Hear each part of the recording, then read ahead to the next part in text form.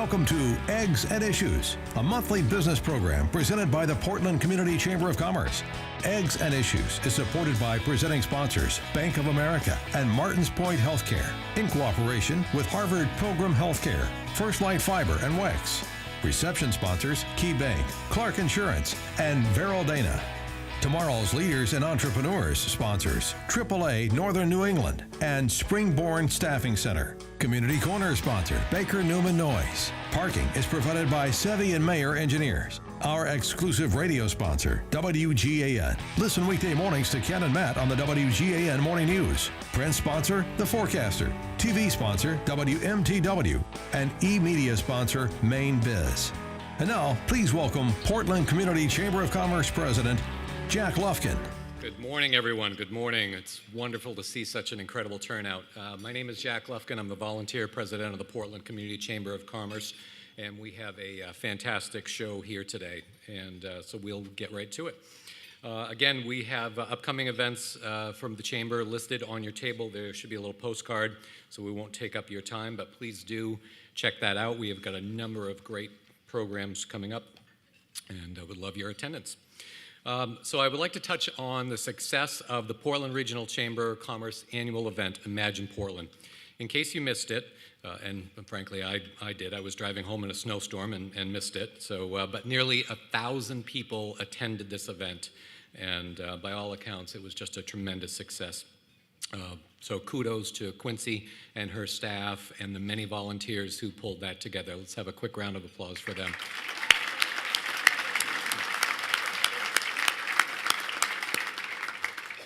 This year's event was a celebration of the people and the organizations that make Portland Region work. We'll be featuring more photos and videos from the event in the weeks ahead, but you can review the keynote video produced by Knack Factory on the Chamber's website. I would also like to take one more moment to congratulate this year's award recipients. Leadership in the private sector, Deanna Sherman of Dead River Company. Leadership in the public sector, David Brenneman, City of Portland. Leadership in Economic Development, Charlie Eschbach, Portland Sea Dogs, and Jeremy Urquhart, who was very surprised to learn that he had been named the Visionary Volunteer of the Year at the event. So congratulations again to all of those award recipients.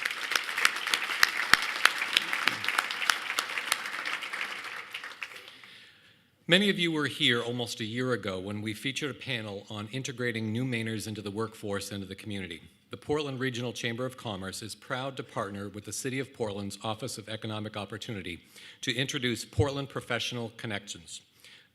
This pilot program pairs professional connectors. Now let me just pause because the students in the audience, that is alliteration at its worst. So let me say that again. This pilot program pairs professional connectors in Portland.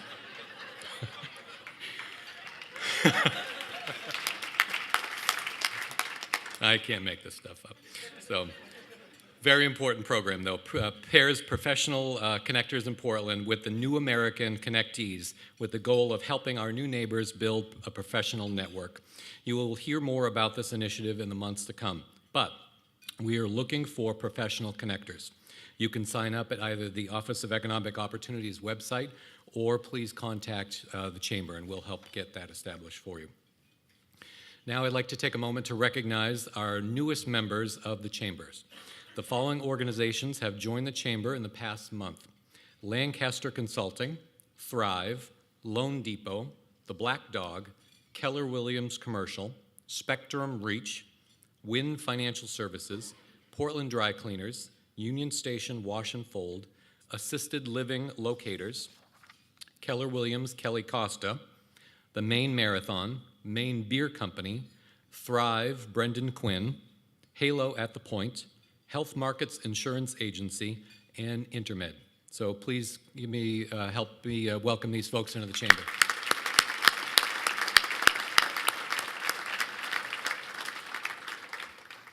AAA Northern New England and Springboard Staffing provide support for our Tomorrow's Leaders and Entrepreneurs program, which allows area high school and college students to attend Eggs and Issues.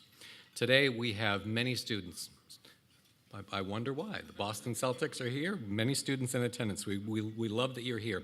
Today we have students from Gorham High School, Deering High School, Portland High School, Westbrook, Falmouth, the University of Southern Maine, and for the first time, we want to welcome Portland Adult Education. If you were here representing those organizations, please stand and let us welcome you.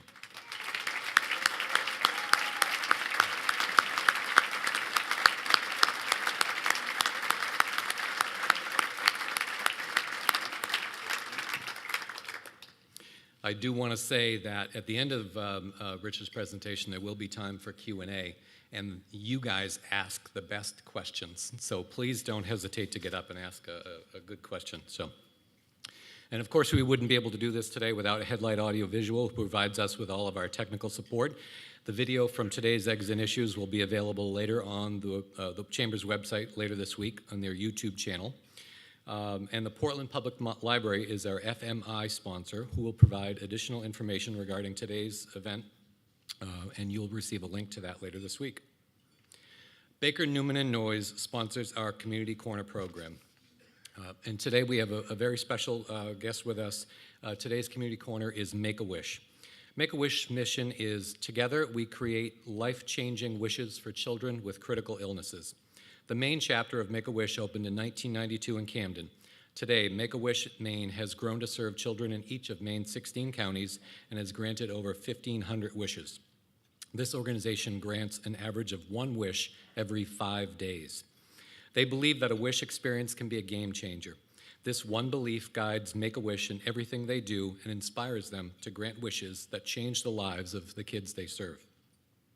With us today is a wish kid, Kana. Kana struggles with spinal bifida and has stage 2 kidney disease, but he's always had a passion for nature and sports photography. He even aspires to pursue a career in photography. As such, it was not surprising that Kana's wish was to be just that, a professional sports photographer. Through Make-A-Wish, Kana was able to step in as the Boston Celtics photographer for a game. This opportunity allowed Kana to experience a bit of the future he envisions for himself. We'll now watch a short video featuring Kana and the Celtics. Really excited to get some nice shots. I'm gonna have some fun. That's what my thoughts are right now. The Celtics contacted me. They said that we have a young man, part of Make-A-Wish, who wanted to be a sports photographer for a day and asked if I wanted to be involved and help make his wish come true. What are you doing today? Just taking pictures. Yeah? Following Babs here? Perhaps for a day. Yeah. Not many people get to shoot this. And you get to do it for a job, which is crazy. To have someone actually want to be me for a day, it blew my mind.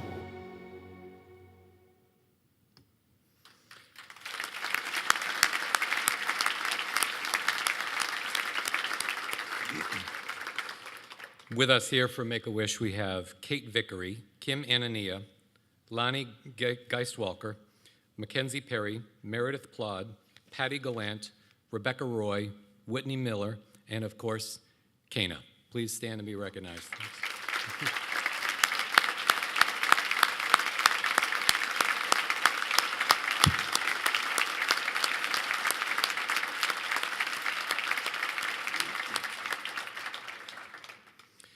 Now, without further ado, we're going to move on to what you've all come here today to hear. I will, just as a reminder, let folks know that there are 3 microphones stationed around the room. At the conclusion, there's always time for a few questions. Please go up to the microphone, state your name, and if you represent an organization or a school, please note that and ask your question. Rich Gotham is in his 15th season with the 17-time world champion Boston Celtics and his 10th season as president. In this role, he is responsible for all aspects of the Celtics business operations, including sales, marketing, customer service, corporate partnerships, business development, game entertainment, and community engagement. In addition, he works closely with the Celtics ownership, basketball operations staff, and the NBA on basketball-related matters, as well as team and league initiatives. He succeeds Red Auerbach as Celtics team president and serves on the NBA Board of Governors. Prior to being named team president, Rich served as the team's executive vice president and chief operating officers. In addition to his duties with the Celtics, Rich currently serves as a board member of the Greater Boston Chamber of Commerce, the Make-A-Wish Foundation, and the Board of Trustees at Providence College, his alma mater. Without further ado, I welcome to the stage Rich Gotham.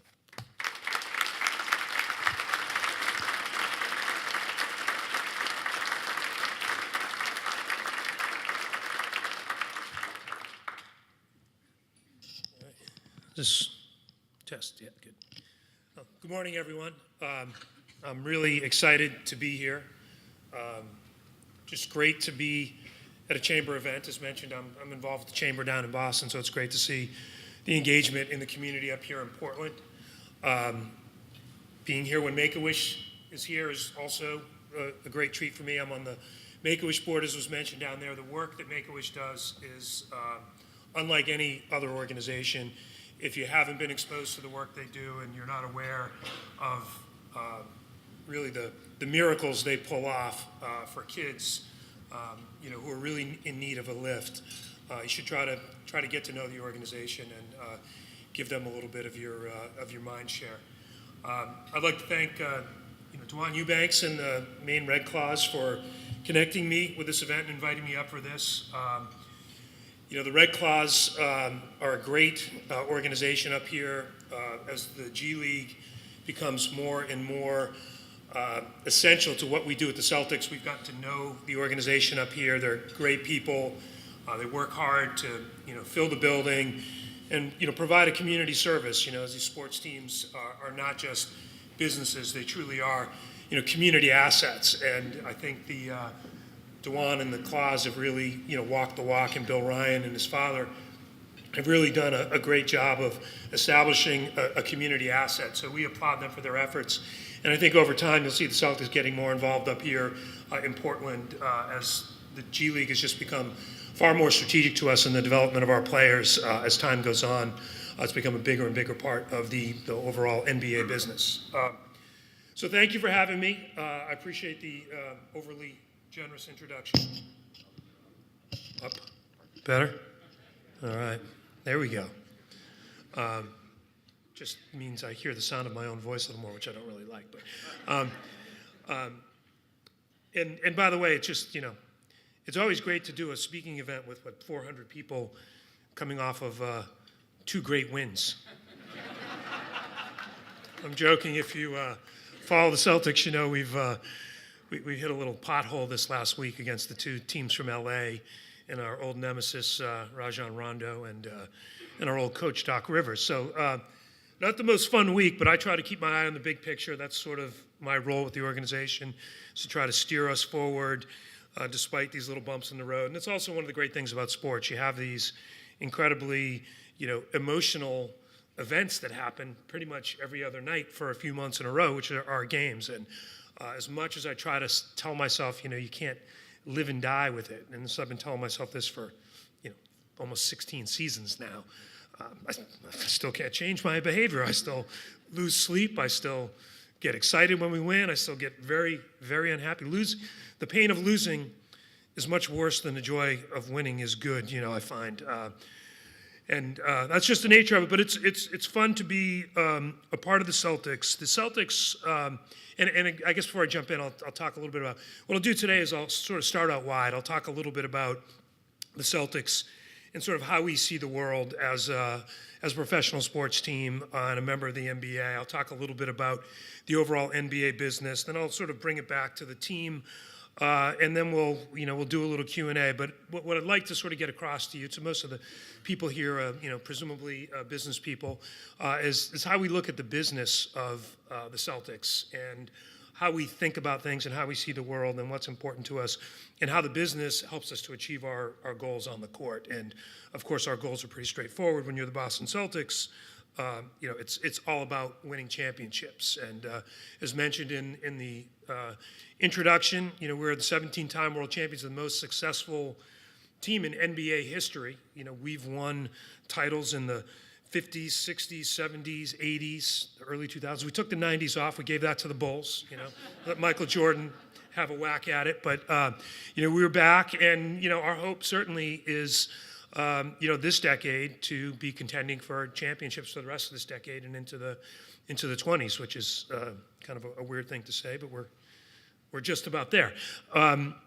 The Celtics are different than every other team in the NBA. We have this thing called Celtic pride, that was born of the many great players, who came before us. I always say, you work for the Celtics, you're standing on the shoulders of giants. People like Red Auerbach and Bob Cousy and Bill Russell and Satch Sanders and John Havlicek and Tommy Heinsohn and JoJo White and Dave Cowens and Larry Bird and Robert Parrish and Kevin McHale and Kevin Garnett and Paul Pierce and Ray Allen and Kyrie Irving. You know, there's been such an amazing group of stars, Hall of Fame players, 41 players enshrined in the Hall of Fame, probably a couple more coming up with, KG and Paul Pierce. The first team, to have drafted an African-American player, the first team to have started an all African-American starting five, the first team to have a black head coach.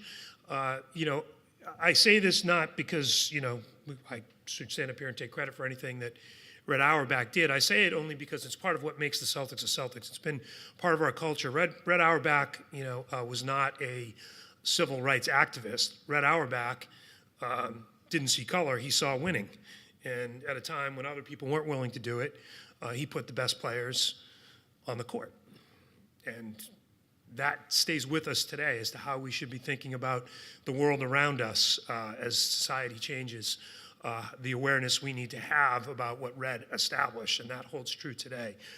So the Celtics are different than other teams in a lot of ways. The championship legacy, the great players, the historically great players, the Hall of Famers, and just the culture. And we sum that all up. We call it Celtic pride. And those of you who have brands, you're always looking for that sort of intangible emotional appeal. What makes me different? How do people feel about what we do?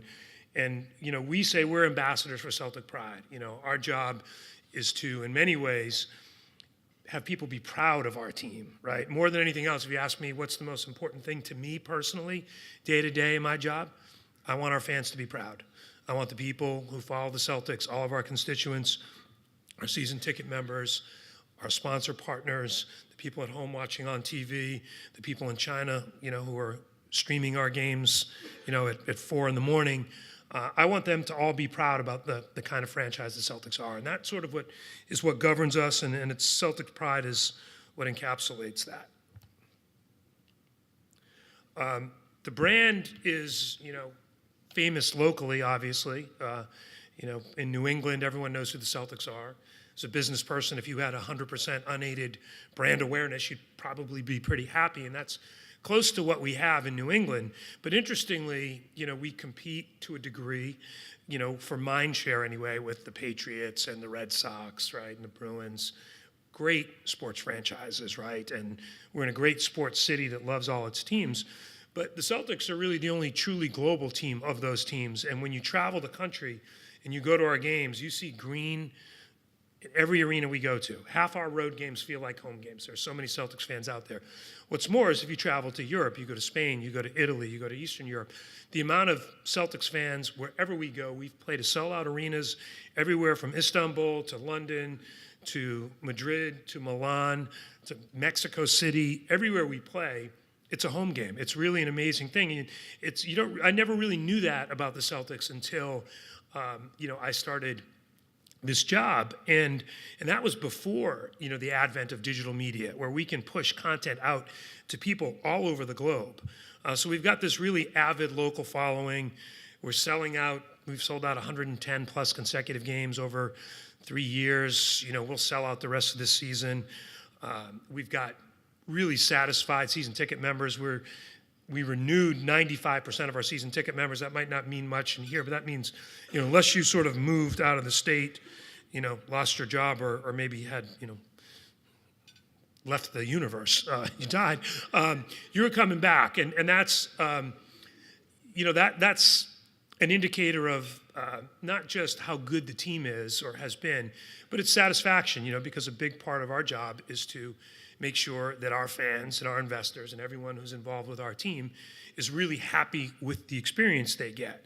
And we've got a huge operation that sits behind that that's all about what we call member experience. It's making sure that our fans not only are coming to games enjoying it, but they feel like they're getting the service, the benefits, the amenities that would go along with that. And it's more of a membership model than you just buy tickets from me and come to my games. And so it's, those numbers are important to us. So we're consistently one of the the league's top draws, whether it's on national television. We have the maximum amount of national television games. That's not by mistake. It's because the Celtics draw viewers. And when we go out on the road, not only do we sell out our own building, we sell out everyone else's building. So that brand, and that tends not to waver, with the performance of the team. It's easier when you have a box office guy like, say, Kyrie Irving, who's drawing fans in. But it's really more about Celtics fans, and people are loyal to the name on the front, not the name on the back. We've got a digital following that's up to about 18 million people who follow us through social media, through Facebook, Twitter, Snapchat, Instagram, which is growing dramatically, Weibo in China. And we have more than 200 million video views annually of Celtics content. Now, we're this sort of little, regional office, of the NBA in Boston. We're reaching 200 million people with video views. That's a crazy number. And it's crazy to think that out of our little shop in Boston, we've got that kind of global reach. But that just speaks to the growth of the NBA game, and I'll get into that a little bit in the next slide. The Celtics are a global phenomena. When I think that we've literally had games that they start at 4 a.m. in China, and we've got 5 million people streaming a game on a mobile phone watching us. It's crazy to think that that's the sort of scope and the scale of what we do, but that's what makes the NBA different from the other leagues right now. Half of our social media following is from outside of the United States. So that doesn't do me, sort of as the person tasked with running the business of the Celtics, a lot to sort of generate revenue, locally here to pay the players, because that's what we do with our revenue. But it does help us build this sort of global brand that allows us to drive value for our media rights globally that really pays the NBA back, and that's a big part of the NBA business, which I'll get into. The NBA, if you were an investor and you say, I'm going to make a bet on one sports league, one professional sports league right now, where would I put my money down? I'd say you'd be silly if you didn't put your money down on the NBA. 800 million fans worldwide, 400 in China alone. 46% of those fans are under the age of 35. Now, you contrast that to baseball, where the average fan age is 55 years old. And you say, where would you rather be? Our social media following is at 1.5 billion. That's as much as the MLB, NFL, and NHL combined. The NBA was first out of the gate in embracing digital media and social media. Instead of protecting our intellectual property rights and holding them really tight, we pushed them out. And our players have embraced the media, and our players push out their own content, and our teams push out content, and the league pushed out content. And it's been an unbelievable driver of global value of the game. 7 billion global video views, just a staggering number. Our games are broadcast in over 200 countries and almost 50 languages. We've got 125,000 NBA retail locations, in addition to thousands and thousands of other stores that carry NBA gear. We're investing in academies all over the world to grow the game. China has been a big focus. Anyone who's done business in China, you don't just show up in China. The NBA's been in China for almost 40 years, building a presence in China and making the investment, which we're now sort of reaping the benefit of. And if you go to China, it is their national pastime. It is, it's the biggest sport. People are absolutely crazy for NBA players and NBA teams. The following over there is great. And if you look at sort of how the NBA makes money in China, we don't have a league in China. China has their own professional basketball association, the CBA. But we've got media rights in China that have immense value, just like they do here in the U.S. We've got merchandise rights, licensing rights, and all that, drives us to a place where, we've got $500 million a year coming in through China, which is, again, more than all the other professional sports leagues combined, with the exception of English Premier League soccer, which is really the closest parallel to NBA in terms of global reach and fandom. We're spending time these days building out academies and infrastructure in India. India will surpass China as the most populous country in the not too distant future. There's a great thirst for basketball there, but there's not a lot of infrastructure. So our goal as a league is to not just build fans, but it's also to build players, right? We want to be able to attract the best players from all over the world. We currently have, I want to say 110 plus players from different countries that play in the NBA. And it's a great feature to our game. It's not just the best players coming out of the U.S. and the best college basketball players. It's the best players from a global talent pool, and the goal is to build that talent pool and build that fan base, and maintain that growth trajectory that we've been on. The other thing about the NBA that makes it different, it's not just the global nature of it, but it's sort of in tune with the global, or I should even say more likely say the cultural zeitgeist, or the spirit of the times. The NBA is followed by the most diverse, multicultural, digitally savvy, young and affluent audience there is amongst the professional sports.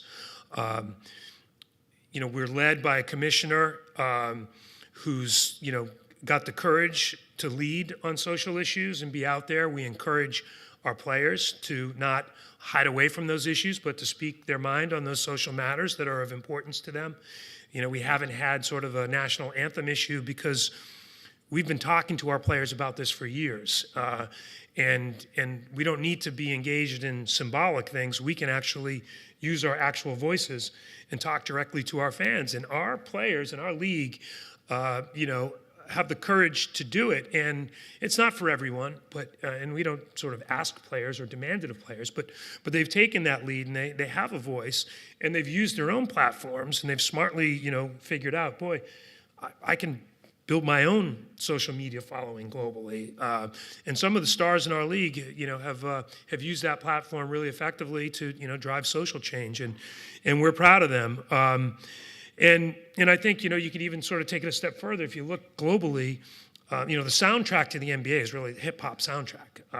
Hip-hop is actually now the #1 music genre in the world, which, is not a bad sort of tailwind to have behind your business. It's sort of, culture and our game coming together, through music, through digital media, and it's really driving, the popularity of our game.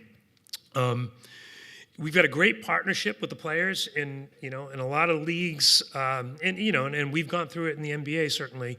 The relationship with the players union is a challenge, aligning those incentives. And what we've been able to do over the past few years is we've been able to align those incentives. And the way our league works is we effectively split the revenue pie 50-50 with the players, and there's an incentive to grow that pie. The bigger that pie is, the more there is to share on both sides. And there's a good relationship between the players union and the league, which, if you look at other leagues, these things are hard to come by, but it's because there's communication, and it's because we've got strong leadership on both the players union side with Michelle Roberts and with Adam Silver, people who are partner oriented.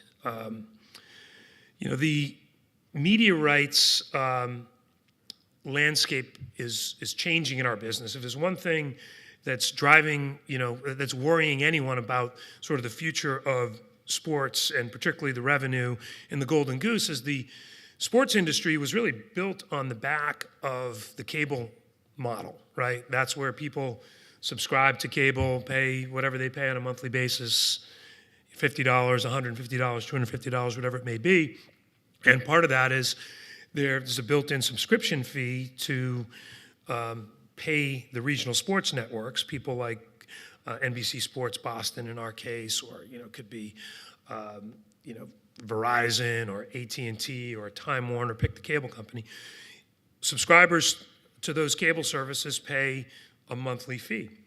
Well, what's happening in the world, as you're probably well aware, if you've got kids or any of you who are high school students here, people aren't sitting down and watching long-form television anymore. They're spending more and more time in front of a small screen, whether that's their phone or a gaming console, and less time watching long-form programming.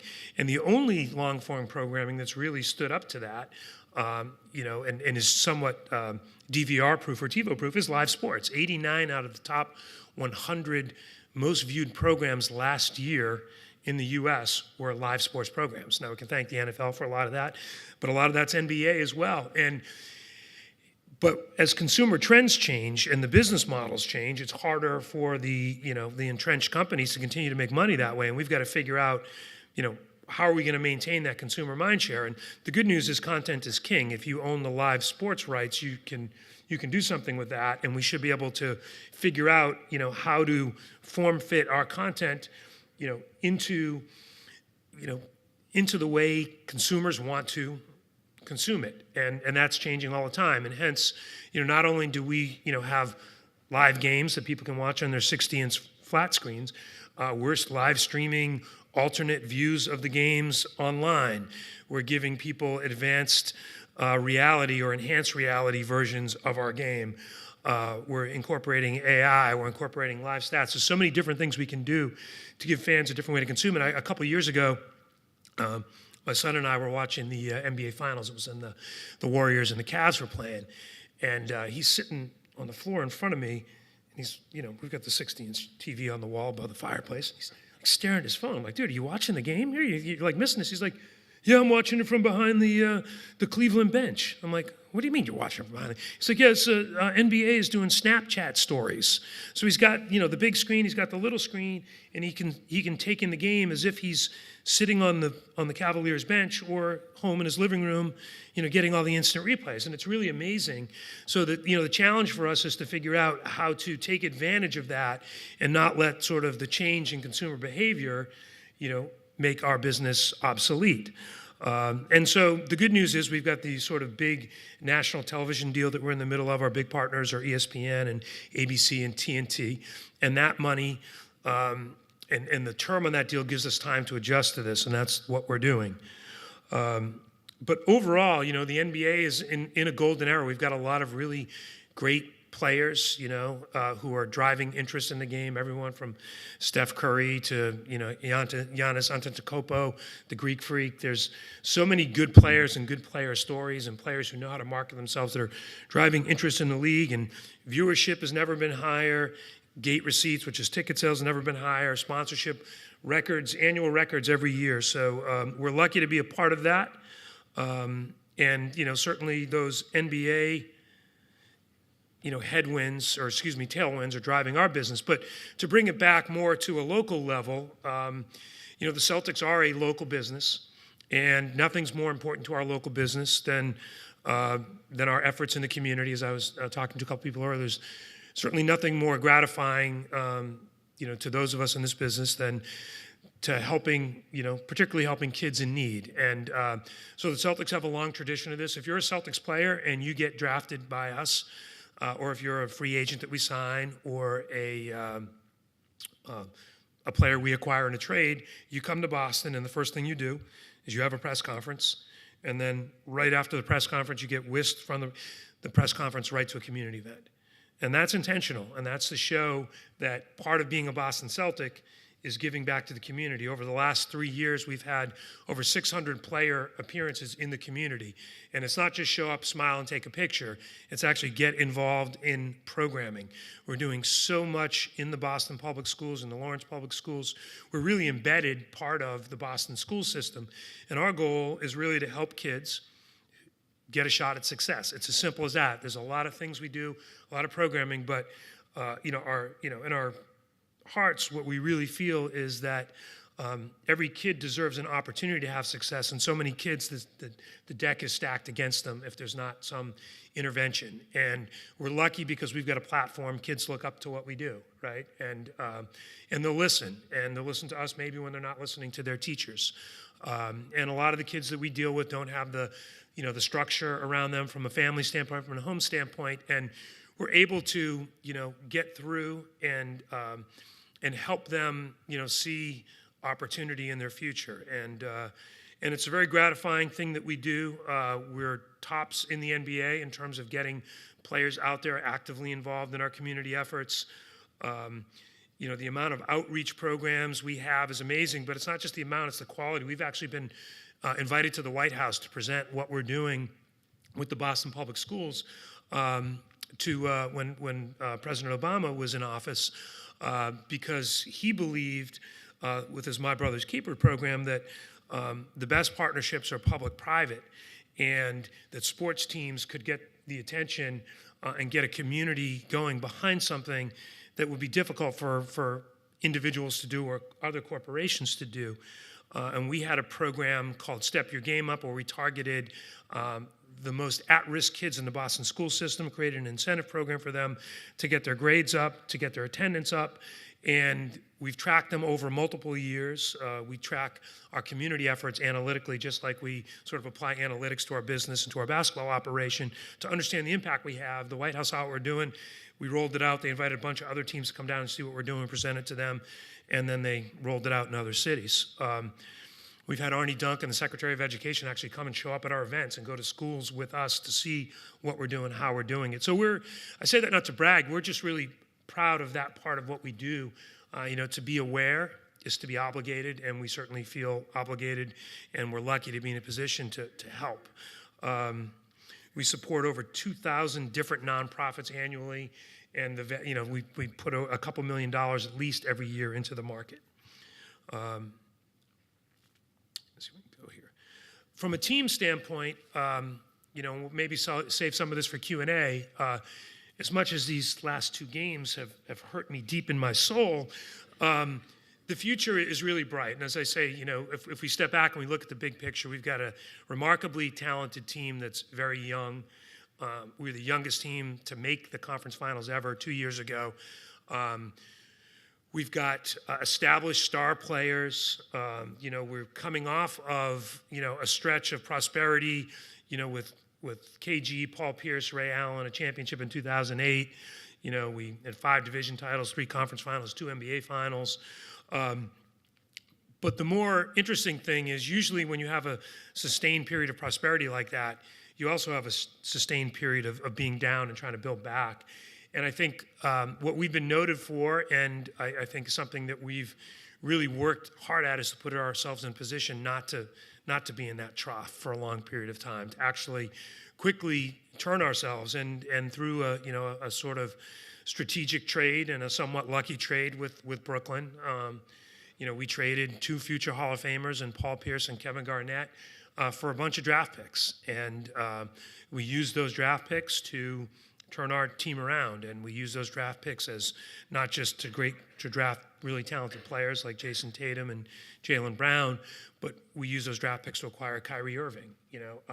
So we took that currency, we put it to work. We think we have one of the best coaches, if not the best coach in the league, in Brad Stevens. He's taken us from 25 to 40 to 48 to 53 to 55 victories based on our record right now. We might not get there. Might not beat that this year, but it's not about how many games you win in the regular season. For us, we're measuring our success in banners. That's the way it is with the Boston Celtics. It's not just eking into the playoffs. Our goal is to win. That's the business we're in.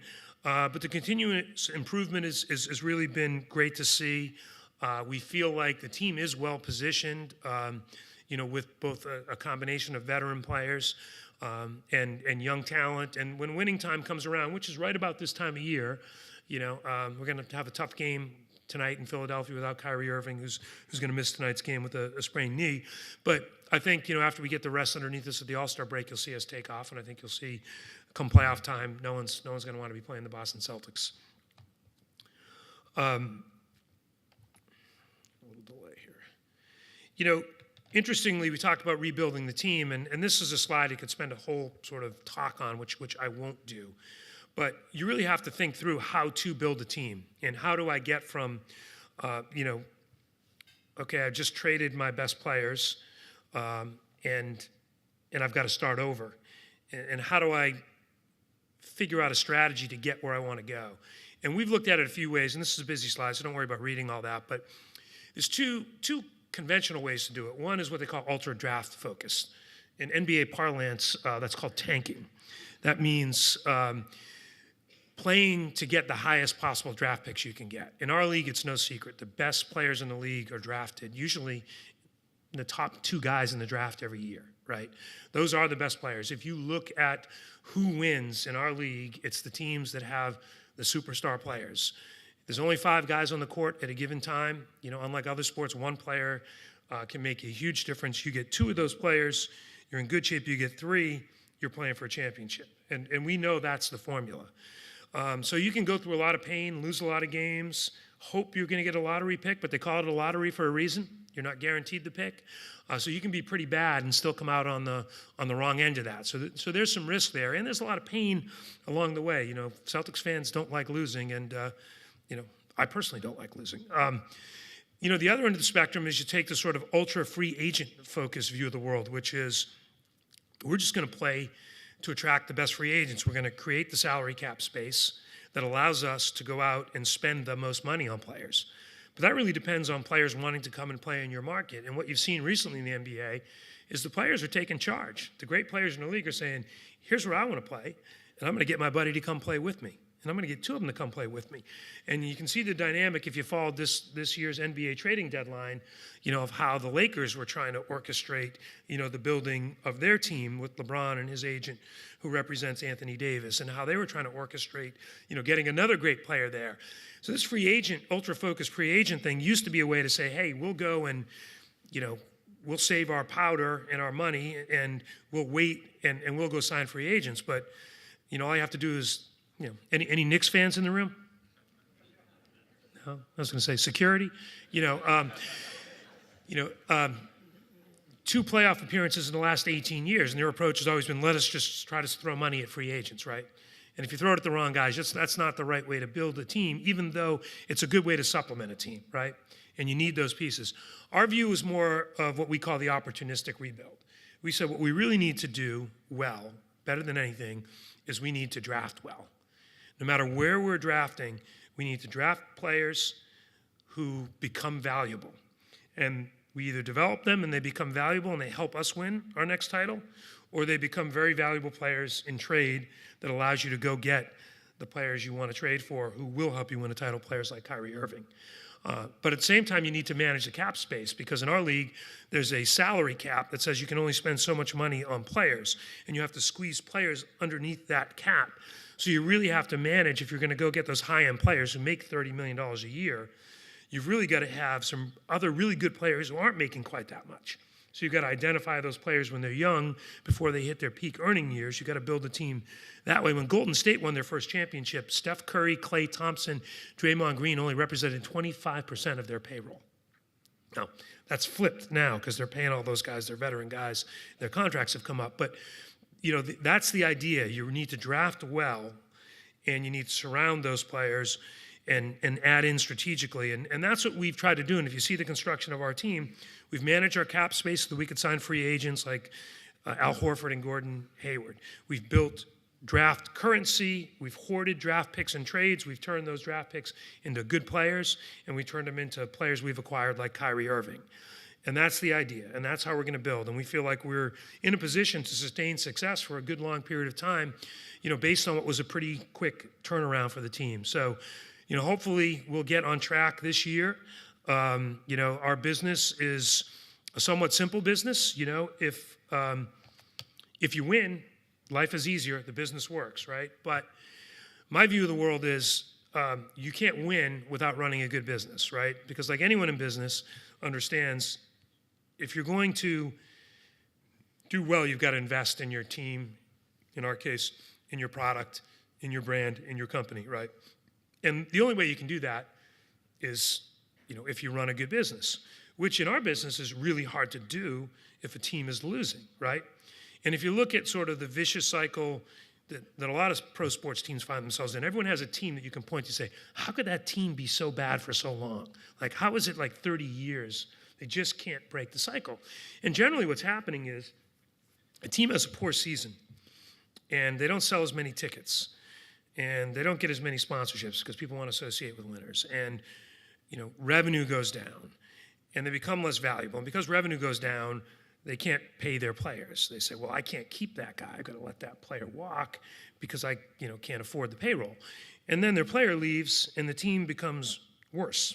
And they hope to get better in the lottery, but that doesn't always happen. So revenues go down, and then you shed salary, and that kind of is a vicious cycle that has teams down for long periods of time. It's hard to break. You know, when I came to the Celtics were in one of those cycles. It was 15 years of not winning, you know, to be honest with you.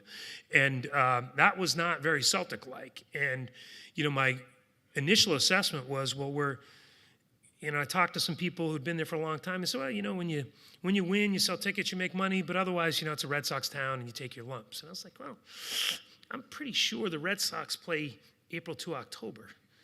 And the Celtics play October to April.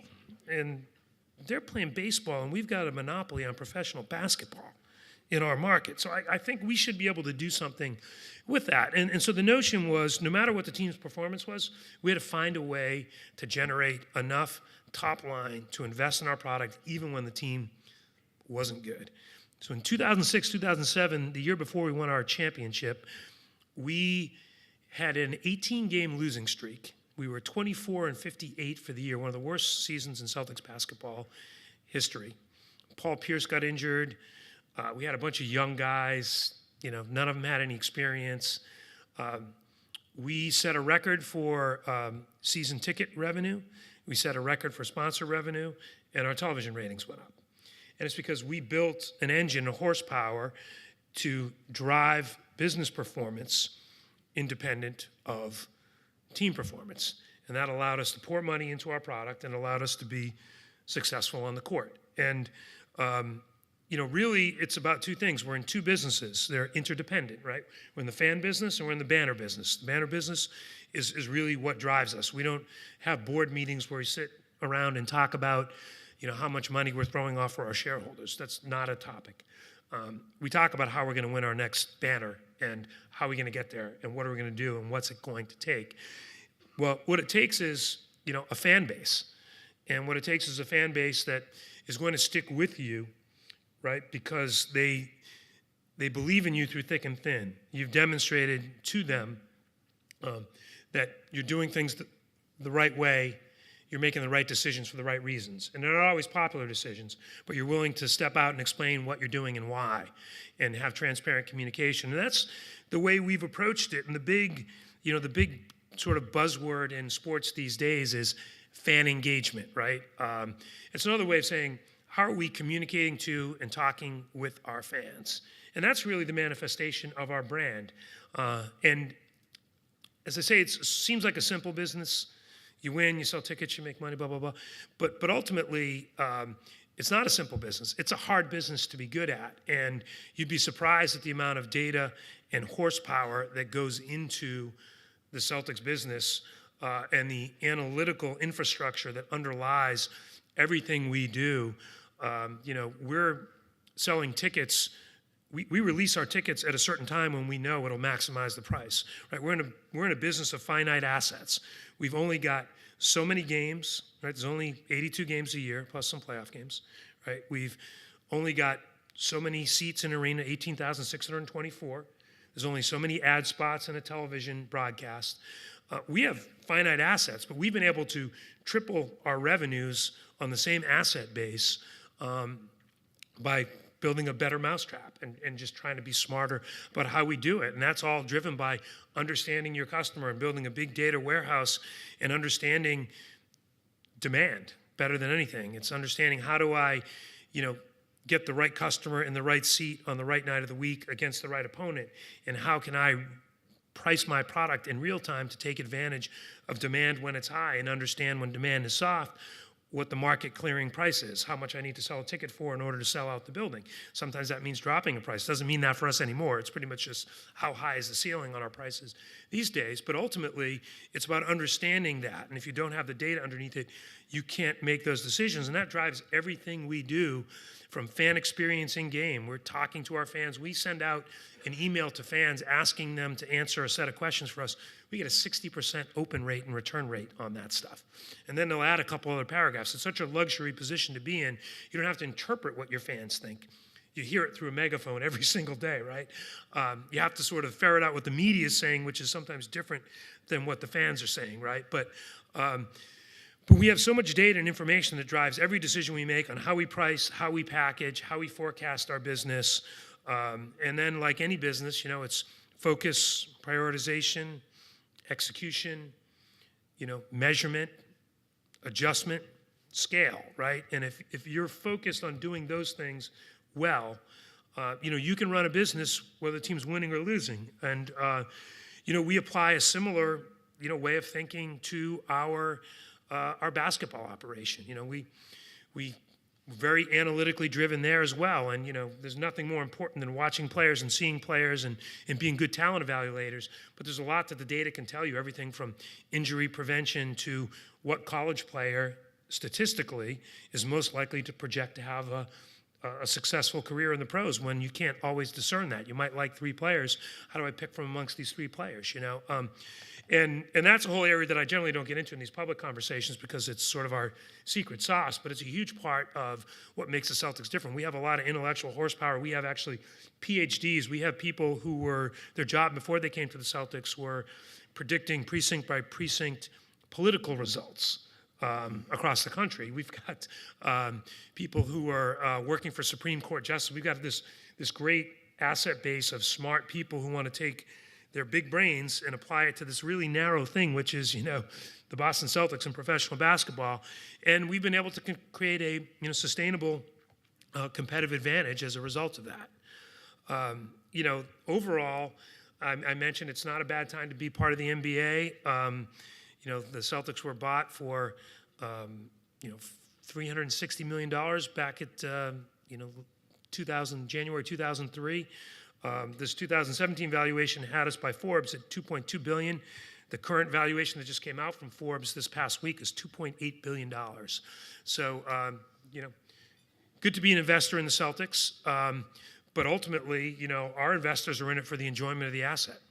Whenever the asset changes hands, 10, 15, 20 years down the road, however far out that might be, they'll all get a great return. But ultimately, for us, it's a labor of love. That's why I'm in it. I was in the tech business for 15 years. I was kind of a made guy in a different industry. There's a big opportunity cost to leave that and do this. Thought I'd do it for a few years, but once you're in, it really is, something that, between what you can give back to the community, and if you're passionate about a particular sport, being able to bring your career and your passion together is just it's a wonderful, fortunate, frankly, lucky position to find yourself in. So, so I've enjoyed it, and I've enjoyed being part of an organization that's, sort of led the way in terms of thinking about the sports business differently. As I mentioned before, some of our key tenets are, we don't win so we can make money. We make money so we can win. That means invest to grow. It's a tricky thing when you're trying to maximize your yield on a truly finite asset base. We look at you always hear people talk about, it's big market versus small market. Big market teams have advantages. It's not. It's well managed versus not so well managed. That's the way we look at it. And, being well managed means having the right people in the right jobs, to weigh the right things, to make the right decisions, to gain the right insights, to make the right decisions. And, like any business, it's a people business. We've got a fantastic, highly intelligent coach in Brad Stevens. We've got a great general manager, Danny Ainge, who's one of the most interesting people you'll ever meet. He's played professional baseball, professional basketball. He's been an all-star. He's been a bench warmer. He's been a coach. He's been a general manager. He's been a broadcaster. He's done every job. And this guy is the most curious, lifelong learner you'd ever meet. You'd never know if he came in this room and sat down, he'd be picking all your brains about how we make the Celtics better. And so, to get those kind of people, you have to have the right culture. And so we've got a big focus on, going back all the way to the beginning on that Celtic pride and what it means to be a Celtic and what it's all about and how it's different from the other, 29 teams in our league. And, and hopefully people feel that, and hopefully, that's what gives us our advantage and is going to help us go hang that next banner, which is, I'm sure, what, if you follow the Celtics is what you're all interested in. I can talk forever about the business, but let's face it, what it really comes down to is how well is the team doing, and that's what people care about, and that's where all the emotion is invested. So at this point, I don't know how much time I have, but I'm happy to open it up for questions in the room. If anyone wants to talk a little bit more about the basketball side, I'm happy to do that. But if anyone wants to talk about anything I just reviewed on the business side, happy to do that as well. Over here, we got one. Oh, thank you. Hi, my name is Felicia Knight.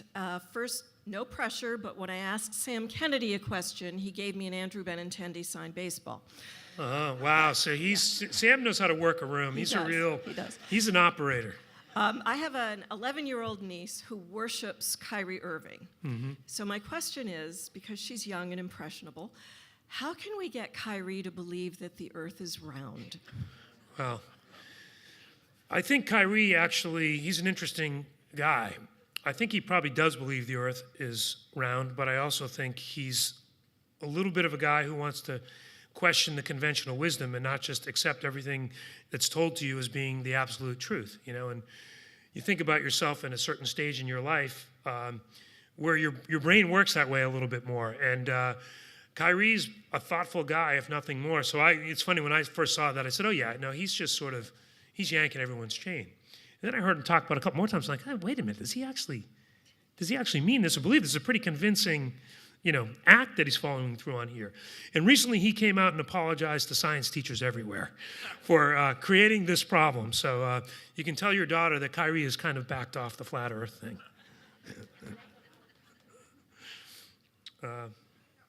Anywhere else over here?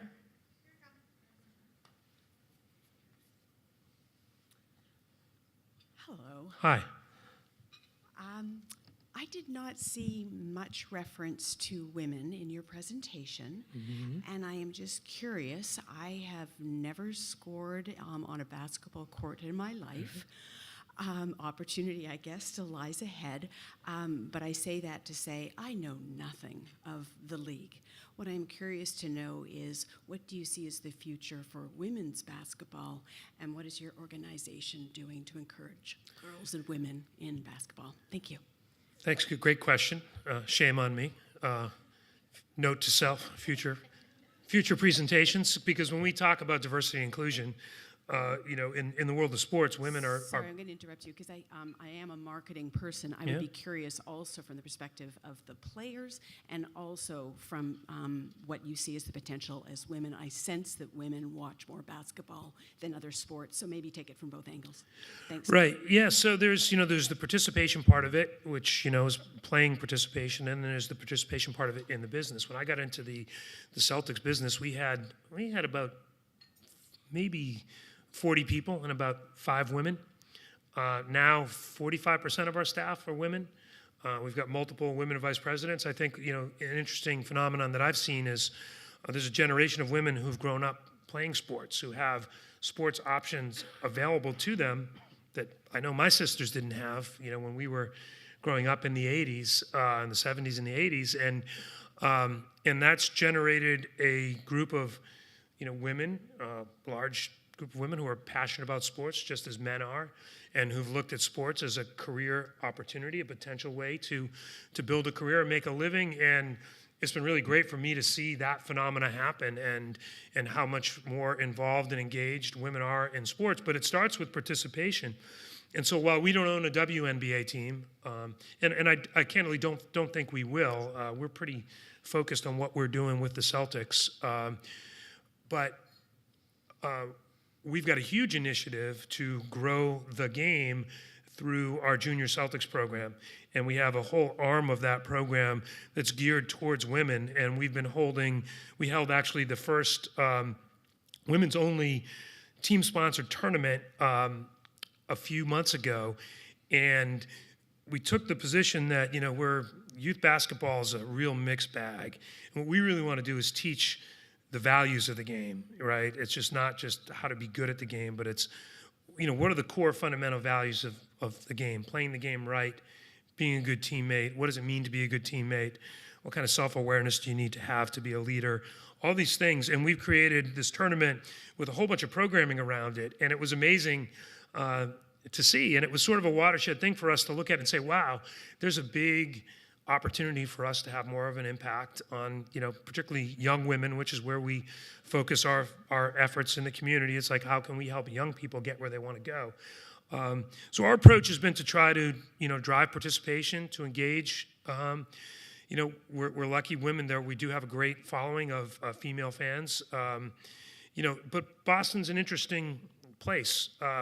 People are born with it in their blood, right? So your parents, your grandparents, everyone, people grow up with sports, in their households from the get-go. So I don't think we sort of have the same challenge of trying to grow female fandom really in the sports in Boston as you might find in some other places. So we're pretty lucky in that regard. But, like anything else, you need to be conscious of it. You need to be aware of it. You need to be thinking about it proactively. And that's what we've tried to do. Hi, my name's Ashanti. Oh, here you are, Shante. From Yarmouth. So my question is, how do you manage players during the trade rumors and stuff? Yeah. Well, it's a good question, and it can be a stressful time for players. Guys who've been in the league for a while sort of understand it's part of the landscape. But just say, how old are you, Ashanti? Sorry.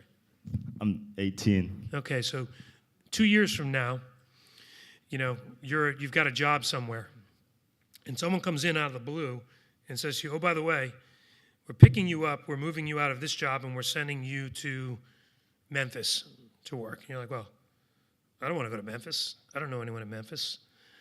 I don't really like Memphis. Well, sorry, you're going. And this is what, our guys are dealing with. Now, you could say they get paid a great wage, and it's part of what comes with being a professional basketball player. And I was listening to Magic Johnson talk about it the other night. Every Lakers player was mentioned in a trade room other than LeBron James last week, right, at the trading deadline. And he said, hey, welcome to professional basketball. You will get traded. That's what happens in this league. But it's a hard thing for people going through, the first time. And I think what we try to do, and this is really Danny Ainge's job, certainly more so than it's mine, is Danny tries to talk to the players about, hey, this is the reality of what we do. If you're a good player, you're going to be desirable to other teams. Your name's going to come up in trade rumors. 95% of them aren't going to be true, but 5% of them might be true. And, my job and our job at the Celtics is to build the best possible team we can. And sometimes that means making a decision to trade a player that helps us get better, and that's what we have to do. And I think, like most things, our approach with our players is to treat things, transparently, talk to them, right? I think where you have problems is where you don't have communication and you're not talking. And luckily, we have really great communicators in our basketball leadership, and Brad Stevens and Danny Ainge. They're very direct, they're very candid, and they talk to our guys. We have time for 2 more questions. Sure. Hi, Rich. Thank you for being here. Thanks. I work for the Portland Sea Dogs, the Red Sox minor league team here in town. Right. And obviously minor league baseball is a huge part of Major League Baseball's player development structure and Major League Baseball as a whole. So what I'm curious on is, how do you see the next 5 years and the development of the G League into being more of a player development role as opposed to kind of a stash, injury kind of reserve, and really making a part of the Celtics and NBA structure as a whole? Did Dewan put you up to that question? No. I'm just genuinely curious. Yeah. It's a great question because, we have looked at minor league baseball, the NBA has, and, basketball at the youth level, and the best players in the country end up going through AAU. My son plays AAU basketball. If you have kids who play basketball, or maybe you play yourself, it's an interesting system, and it's not governed by any one group. And it's kind of the wild, wild west. And it's not always what's going on, particularly for the best players, isn't always in the interest of the best players.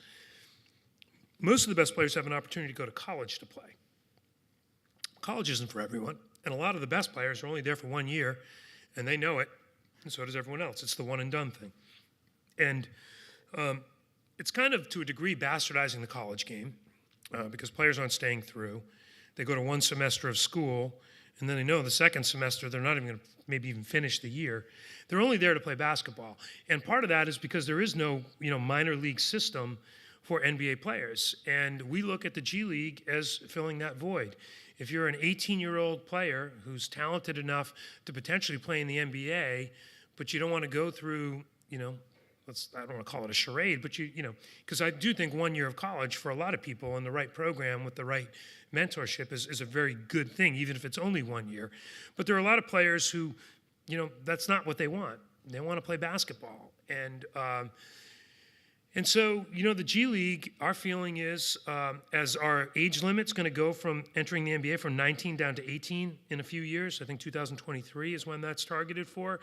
The G League will be a place for a lot of those players to grow and develop, and there'll be more players on each roster that are under team control. So today, we have 2 players that are under team control that the Celtics play. They're called two-way players. They play for the Red Claws, but they come up and they practice with the Celtics on occasion, and occasionally when we have injury, they come in and they fill in. Then we have players who we send back and forth from the Red Claws who are Celtics roster players, but they might be end-of-the-bench kind of guys who aren't getting all the run we'd like to see them get, and they come to Maine, to Portland to play games. But over time, more and more of that roster is going to be populated with players who are under control of the Celtics, and therefore more and more of team and league resources are going to go towards the G League, developing those players, having the resources around them, and that costs money. And if that costs money, that means we need to grow the G League and turn it into, a sort of a bigger business. And DeJuan and I have talked about this a lot. It's going back to say it's sort of invest to grow. The idea is, how do we, turn the Red Claws into a competitive advantage for the Celtics? How can they be the best G League team that does the best job of developing players, getting them ready to play? And in order to do that, we've got to put the resources into it. So I think that's the way it's going to play out over time. And I do think the horizon probably is the next 3 to 5 years, you really see that. And what's happening now with the G League is there's actually a television audience for it, and there's a audience of people, who are watching games. It's really the second best professional basketball league, and a lot of people don't know that, but the players who are in the G League are amongst the best players in the world. And yeah, a few of them, a few of the good players who don't quite make it to the NBA are playing, in Europe or Australia or China. But the bulk of them are playing in the G League. So you go to see a Red Claws game, and you're seeing some of the most talented basketball players in the world. I just think it's just going to get better, and it's going to become more important and more strategic. And the NBA has made it a strategic priority. I've spent a lot of time talking to Adam Silver and our Deputy Commissioner, Mark Tatum, about that very topic. Over here. Hi, Brian. Hey, I'm Brian Edwards, and I'm from Gorham High School. And I was just wondering, what made you choose your job? Well, it's always a question. I was fortunate to a certain degree. My job chose me. I didn't sort of engineer my path into the Celtics or into professional sports. I was in the internet business. I was a tech business person for the first 15 years of my career, and I was with a company called Lycos, which was kind of a first-generation search engine before Google was a verb, and I'd come up in that industry, and it was a really exciting time to be in that industry. It was when the World Wide Web and the internet was taking off, and people were just starting to get broadband access into their household, and all the things that are happening now. Back in the early 2000s, we were projecting all of that. It was just a matter of time before the infrastructure caught up with it and enabled it all. But I was fortunate. I worked at this company, Lycos. We sold the company, and after we sold the company, I decided I'm just going to take a year off and chill. Reacquaint myself with my children. I'd been working a lot and traveling a lot.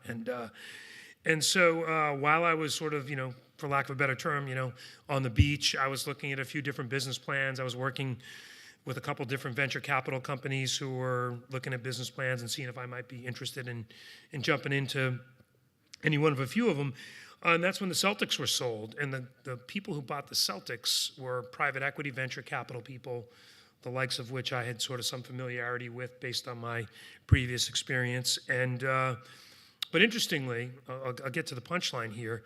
I didn't know Wick Grousbeck, who's the majority owner of the Celtics. And I was sitting at home one afternoon in February, kind of getting tired of not working. It's cold, not a lot of daylight. I can't travel the world. I have children, And I was starting to get a little itchy. And the phone rings, and it's Wick Grousbeck. And he says, hey, I've been in a few meetings this week. He's like, I don't know if you follow the Celtics, you follow the team, but I just put a group together. We bought the team. We just took it over.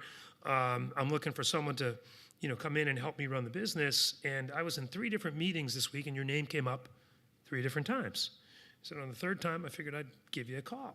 And I was like, he's like, so you think you'd be interested in, coming down and, checking out the operation, and best case you look at it and you're interested, and worst case maybe do some consulting for me and I'll flip you some playoff tickets.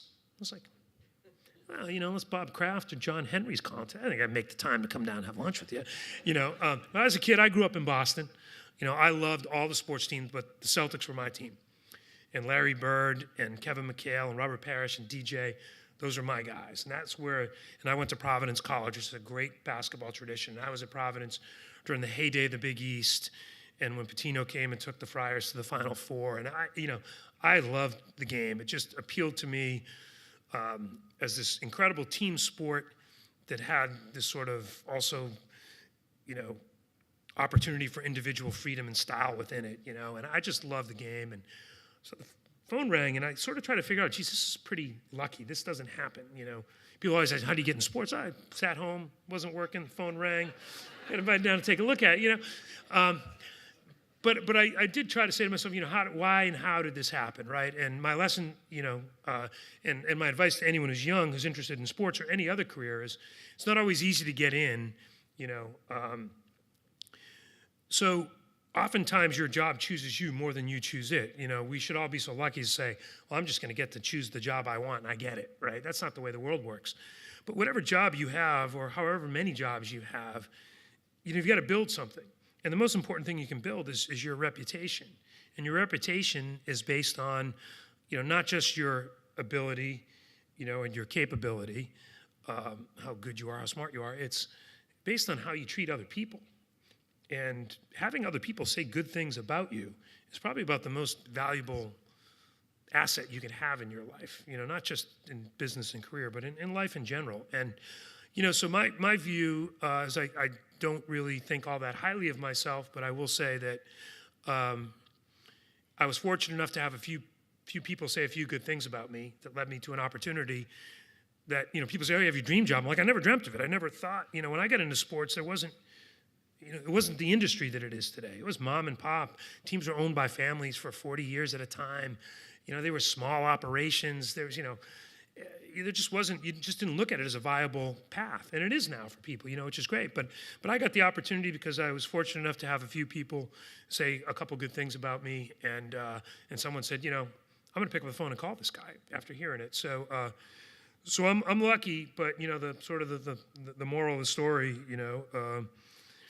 it's great when you can bring your career and your passion together, but everyone's not that fortunate. And my only advice to anyone is just, do a great job, whatever you do, and treat people well, and hopefully at some point that pays you back in ways you don't anticipate. Great.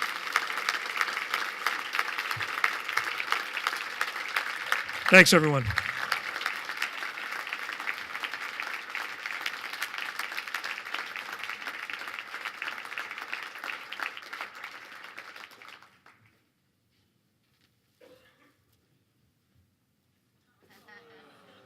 Rich, I want to thank you for your presentation today. In your honor, we're going to be making a donation to the Make-A-Wish Foundation. And because we know it's a sacrifice for you to make the long drive up north on 295, 95. Good. No, but I can hook you up. So, but thank you. We've got a company here called Seabags. You might have heard of that. And some of our area businesses have put some nice gifts in there. But so please take that with you as you go today. In closing, don't miss Eggs and Issues by subscribing to the Chamber's newsletter. And as always, you can stay up to date through Facebook, LinkedIn, YouTube, and Twitter. Next month, we'll be featuring John Nass, CEO of the Maine Port Authority. Make sure you sign up for that. Thank you for coming, and have a great rest of your day.